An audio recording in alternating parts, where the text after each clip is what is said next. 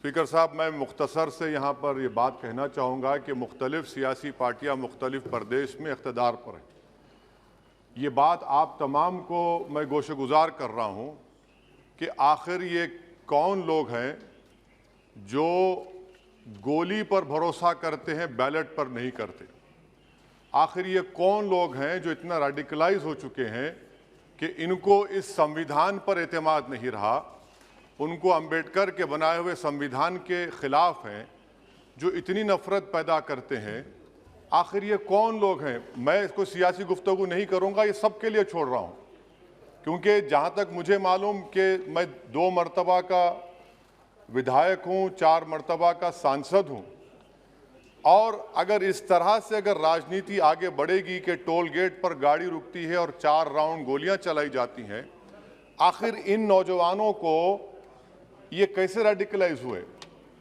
और मैं सरकार से पूछना चाहता हूं कि क्या उन्होंने ये रेडिकलाइजेशन सैयद कुतुब की किताब पढ़कर रेडिकलाइज हुए, अब्दुल्ला अज़ाम की किताब पढ़कर रेडिकलाइज हुए, या अयमन अल ज़ोहरी की किताब पढ़कर रेडिकलाइज हुए? इसीलिए मैंने सरकार से 2015 में कहा था कि इंटरनल सिक्योरिटी डिपार्टमेंट MHA में उसमें तमाम मज़ाहिब के लोगों का एक काउंटर रेडिकल सेल बनाइए आप। और सर, ये रेडिकलाइज हो चुके हैं तो भारत की इससे राइट विंग कम्युनिज्म और टेररिज्म बढ़ेगा।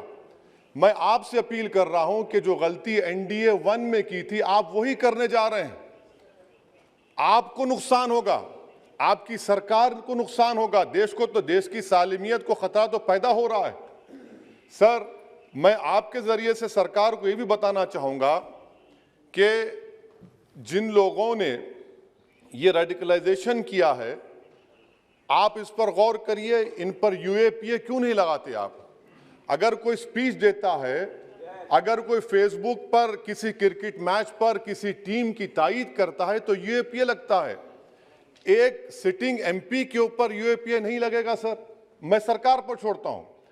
सर, चौथी बात यह है कि रेडिकलाइजेशन की जब बात होती है, हमने यहां पर एक कांग्रेस के बड़े नेता से सुना कि 2 भारत हैं दौलत के एतबार से। नहीं सर, भारत की दौलत मोहब्बत है। भारत की दौलत पैसों की दौलत नहीं है, भारत की दौलत मोहब्बत है।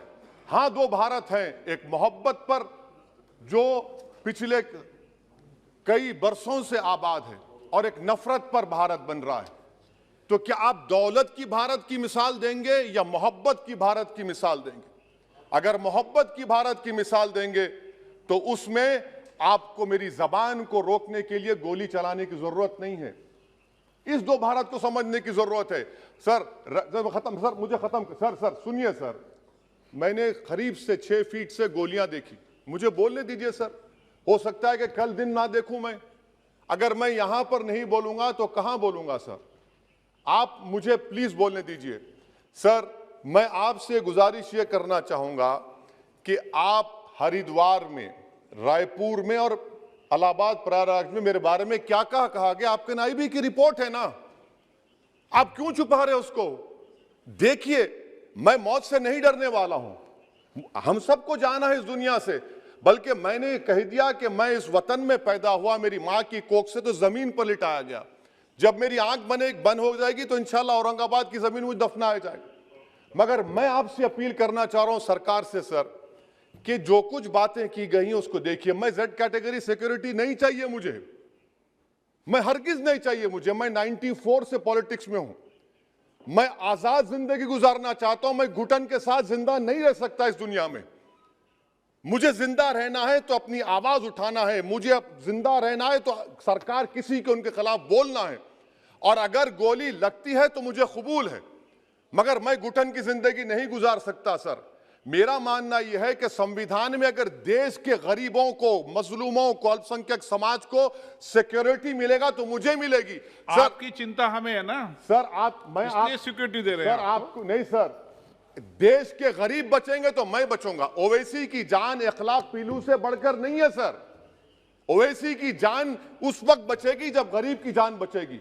इसीलिए मैं आपके जरिए सरकार से अपील करना चाहूंगा कि सर, इस नफरत को खत्म करिए, इस नफरत को खत्म करिए और इस पर आप गौर करिए। मैं नहीं लूंगा सिक्योरिटी, मैं Z कैटेगरी नहीं चाहता हूं सिक्योरिटी। मुझे ए कैटेगरी का शहरी बनाइए आप, मुझे एक कैटेगरी का शहरी बनाइए ताकि मेरी और आपकी जिंदगी बराबर हो।